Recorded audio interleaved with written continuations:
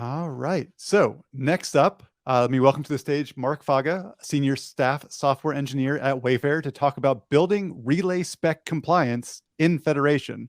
Mark, take it away. Cool. Thank you very much. So again, hi everyone. I'm Mark Faga.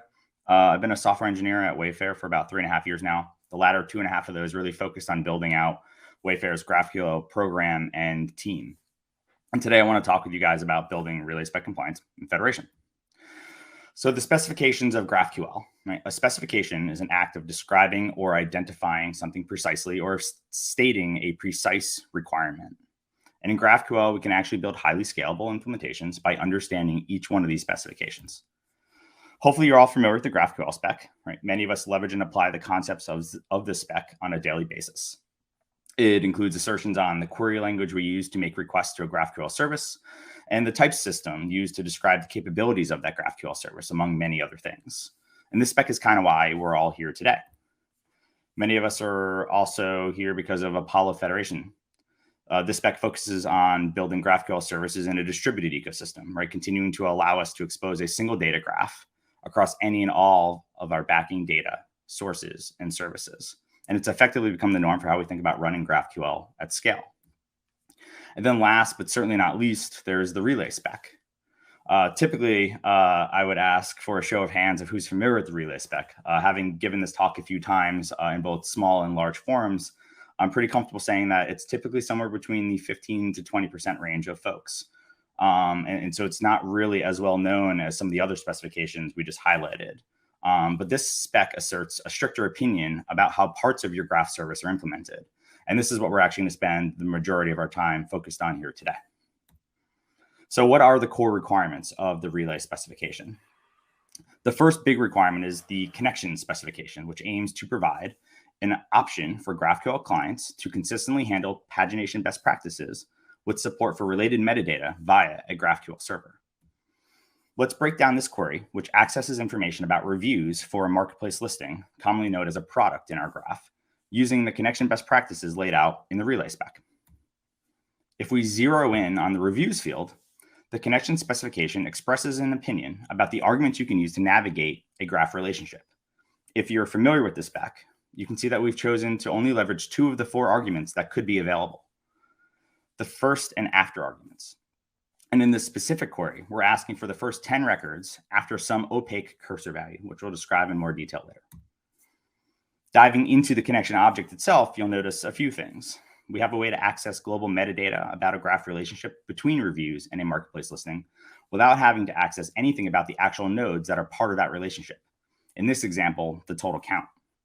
We also have access to edges information, which we'll cover in a moment, and then something called page info, which provides information about where in a connection relationship we are. It's used to answer questions like, is there more data? And what value should I use to fetch the next set of data? Excuse me. But jumping back up, right, as we traverse into that edges object of our connection relationship, we'll have access to a few different things there as well. First, the connection, like the connection object itself, edges are going to include additional metadata relating to that specific edge relationship. For review, information used specific to like the state of a particular review or whether or not it's been approved may actually be appropriate here.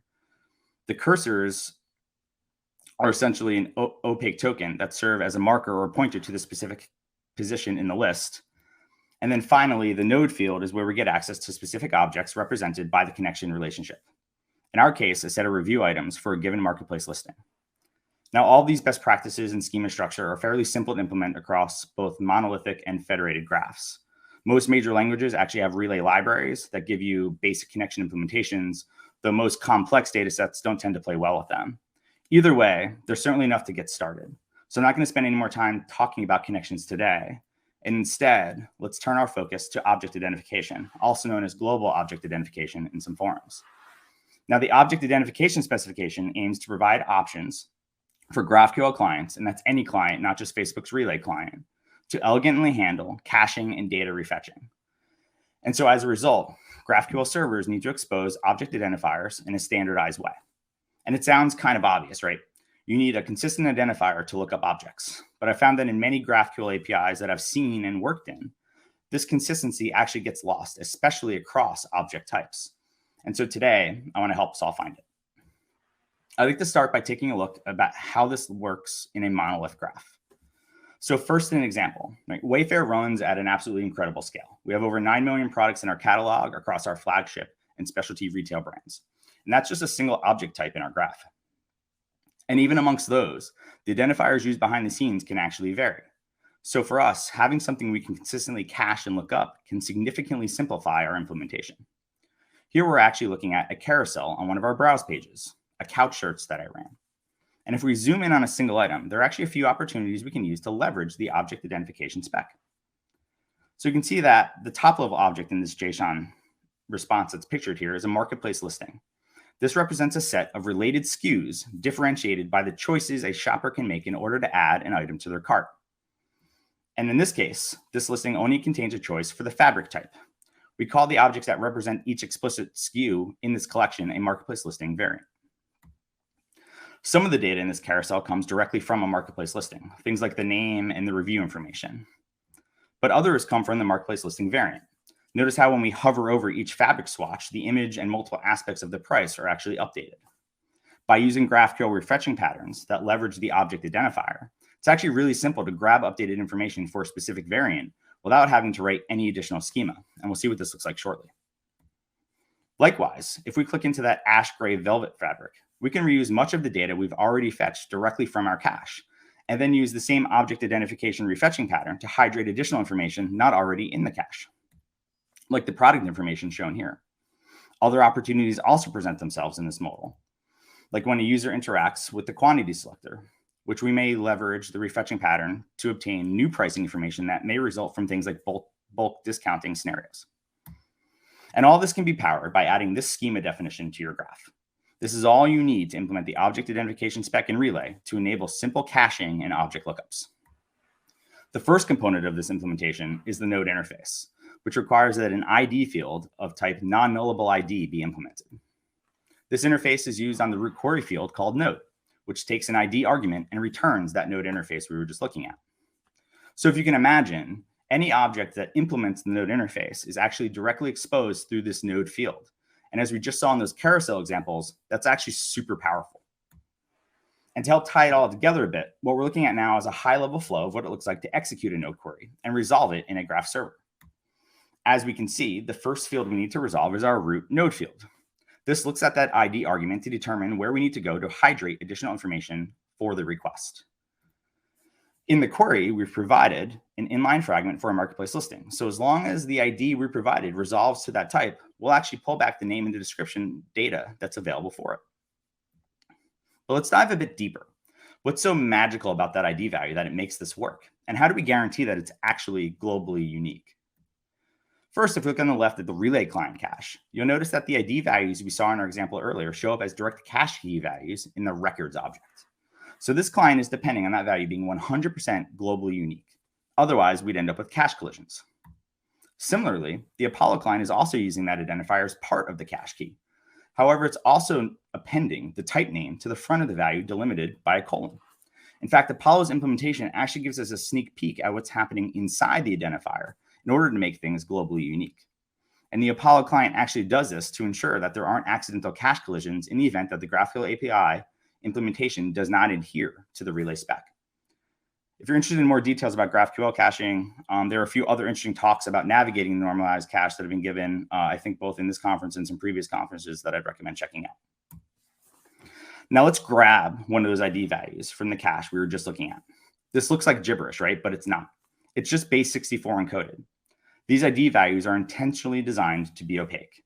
The only thing that should be passed to the ID argument on the node is the unaltered result of querying an ID on some object inside of the graph. And again, these IDs should only come from the edge of our graph. But it's still important to understand what's happening beneath the covers. So let's do that.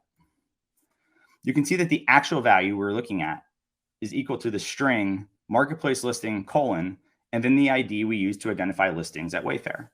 And if we parse what's going on a bit further here, you'll see that this maps to a GraphQL type name and a specific type identifier. And it's worth highlighting that type-specific identifiers can actually be formatted however it makes sense. Even complex identifiers would work here. And you can pick your own delimiter as you see fit in monolith implementations. As long as you know how that value is encoded, you can ultimately decode it to look up the correct underlying object. So what about object identification in the federated graph? It should just work the same way, right? And that would be great, but unfortunately, it's not that easy. We're operating in a distributed ecosystem now. We've got multiple services to coordinate with. We've lost that direct node field integration we had in our monolith implementation and are instead beholden to the Apollo Federation spec. Now, it may not appear that the spec gives us a way to exchange those type-specific IDs, but it actually does. And that's actually a huge part of what the Federation spec enables. So maybe we just need to think about how we generate those ID values to leverage the Apollo Federation spec and its data access patterns to our advantage. So let's get back to the object identifier breakdown we were looking at earlier. And let's also pull up the schema definition we used to define our marketplace listing entity using the Apollo Federation spec, Now, I think we can all agree that the type-specific ID for a marketplace listing is effectively synonymous with its marketplace listing ID key directive. But our monolith implementation doesn't really fit into this construct because we have no idea what field that W00 identifier maps to. And keep in mind, with complex or nested keys, this becomes even less clear with the monolith implementation we were looking at. Now, in Federation, we pass entities around the graph as objects that look more like this. So how do we use this to power our federated object identification implementation? We just JSON stringify its key fields, and that's actually it. So we end up with something that looks like this, which allows us to fully reconstruct an entity object to pass around the federated graph. I should highlight, you may have noticed that the identifier at the bottom of the screen isn't totally consistent with the JSON stringify example above it. We actually extract out the type name field and construct a traditional relay object identifier with only the actual entity key fields contained inside of that JSON string. Big props over at Netflix to both Steven and Tejas who actually figured out how to do this and pointed us in the right direction.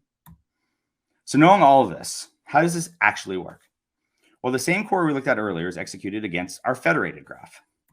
This time, the GraphQL router sees a node field and delegates resolution of that to a field that we call in the Freud subgraph, short for Federated Relay Object Identification subgraph. This subgraph resolves the ID field and passes back an entity reference to be resolved by the GraphQL router, which is then passed to the owning subgraph for field hydration via the entities field, which is a private field exposed only to the GraphQL router for resolution of federated entities.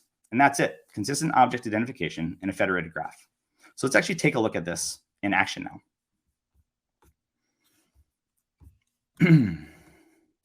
So here's a schema that's federated. You'll see there's actually 3 subgraph services. The first is that marketplace listing service. And so you'll see that this has a query field that returns a marketplace listing where you can query for the listing by its listing ID. Marketplace listing has additional fields for listing ID, name, description, and similar listings. And you also notice that we're using contracts in Apollo Federation, which is an enterprise level feature that allows you to change the view of the schema based on the particular type of contract a customer is actually consuming.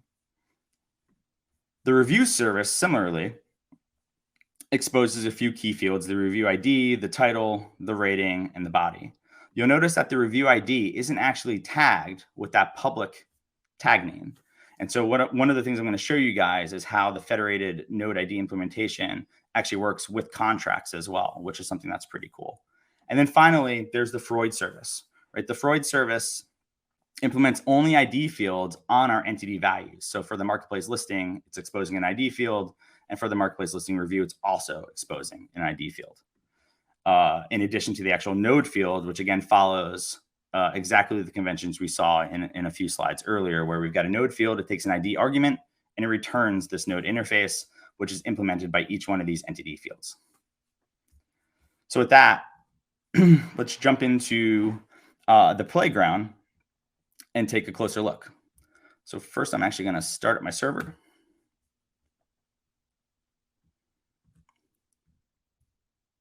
And we're going to go ahead and execute a query. All right, and so what we're pulling here is a marketplace listing. We're grabbing its ID and its names and a bunch of information about its reviews, where reviews is actually a connection. And so a few interesting things we can see, right? We can see some metadata about reviews. We can see that there's a total count of 6 reviews.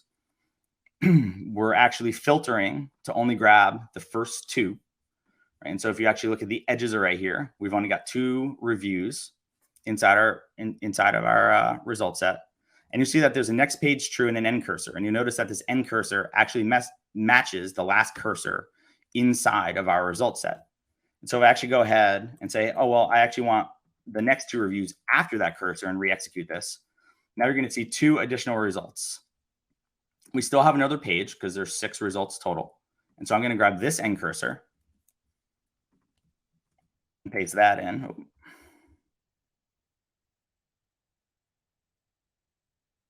And execute this. And now you're actually going to see that I've reached the end of my result set in this connection, right? Has next page is false. We're displaying now the last 2 results for a marketplace listing with a name of Laguna 83-foot or inch velvet square arm sofa. A couple interesting things worth calling out. We jump back into our console and we delete that and paste in that identifier from the cursor. What you see here is something that says array connection 4, right? So cursors are opaque identifiers with some sort of information inside of them that helps us manage navigating across the cursor list. Now I grabbed the last item, I think the last item or maybe the second to last item in that array. If we grab the last item in that array and run the same exact base64 decode algorithm, you'll see that I got an array connection 5. So cursors are ordered.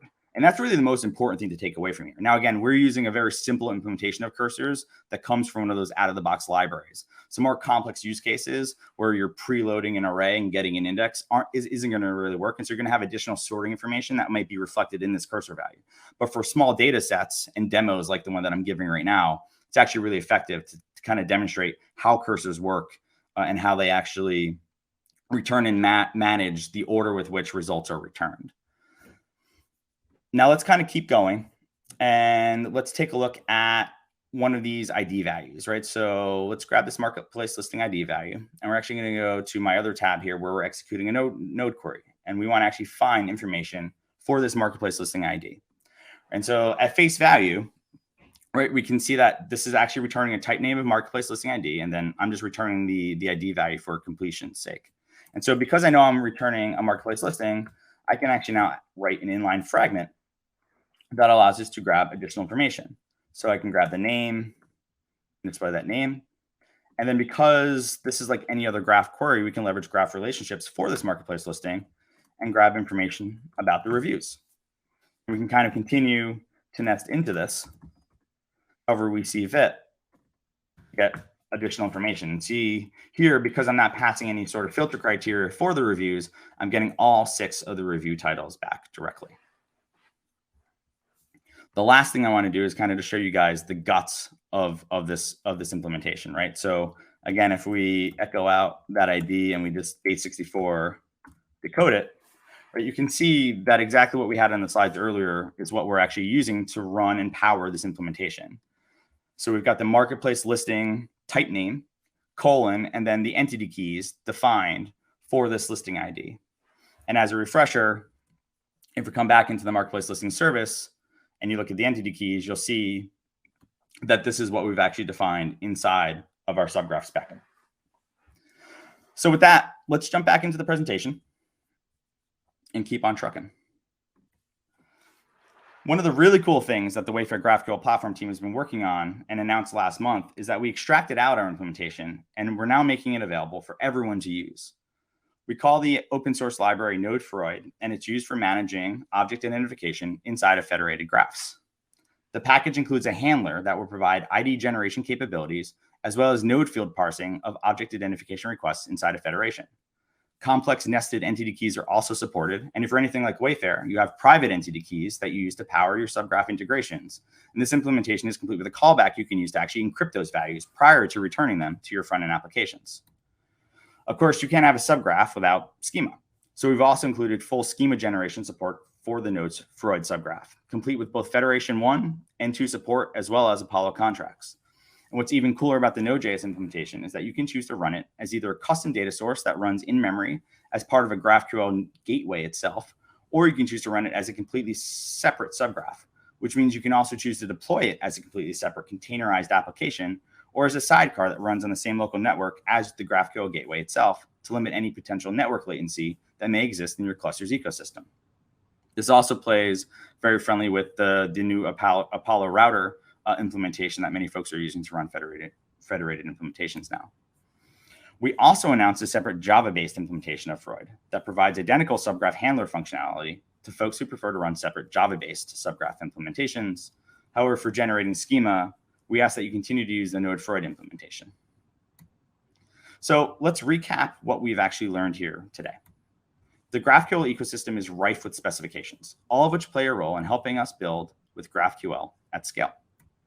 Relay connections define a strong structure that allows us to take advantage of entity relationships in our graph, inclusive of metadata that describes those relationships. It also streamlines how we cache and refetch information about objects in our graph, simplifying our front-end implementations. And now it's available for everyone to use in Federation via the Node Freud and Java Freud open source libraries. Here's a few key links that I use to cover throughout this presentation that I figured I'd share out with folks when I share the presentation slides.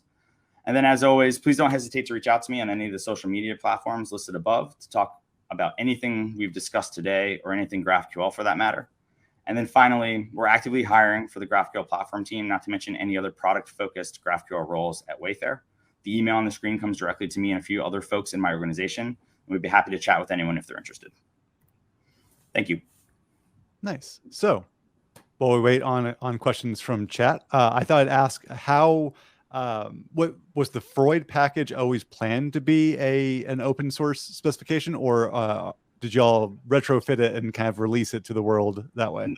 The initial implementation of Freud was definitely not anywhere close to being ready for being open sourced. I think it took we worked with the Apollo team directly to kind of on a few different iterations, especially the schema generation portion of that.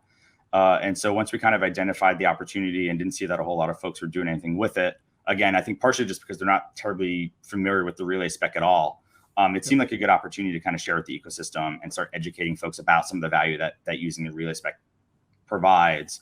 And open sourcing a library is a great way to kind of get some attention on that. Yeah, and I guess just in terms of like bite-sized education, what would you say is probably the top reason to adopt the relay spec?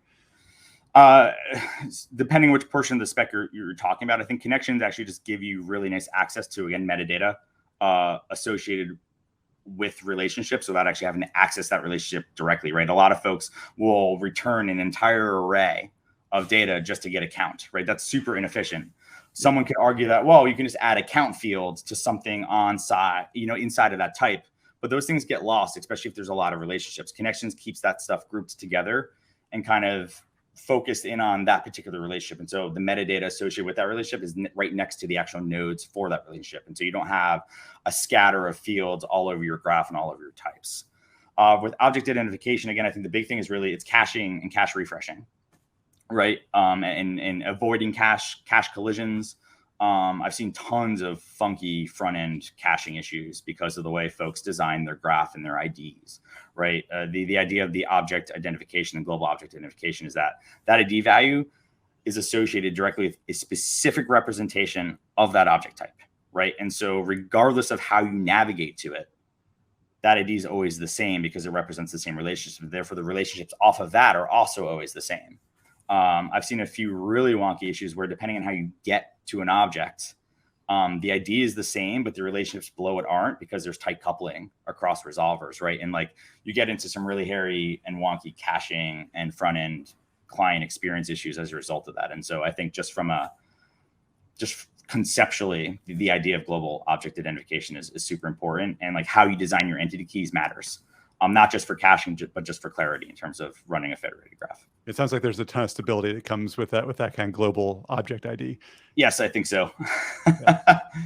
It's started me quite a few times. So, well, and just the metadata on the arrays too. I've done the front end scripts that count the array, and I don't want to do that. Like, why would I do that? I should get the data. Yeah, I think that the biggest complaint I hear about connections is just like there's a bunch of additional layers to traverse. Right. And I think in the grand scheme of things, it's a small cost to pay, especially these days with nullable navigational properties in pretty much every language that make it quite easy to traverse into a deeper nested layer of things.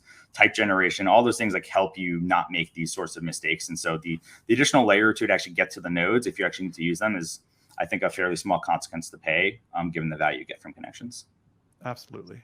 All right. Well, let's get a round of virtual applause and emojis in chat for Mark. Mark, thank you so much for sharing your insights today. And thanks for being with us. Thanks for having me, guys. Appreciate it.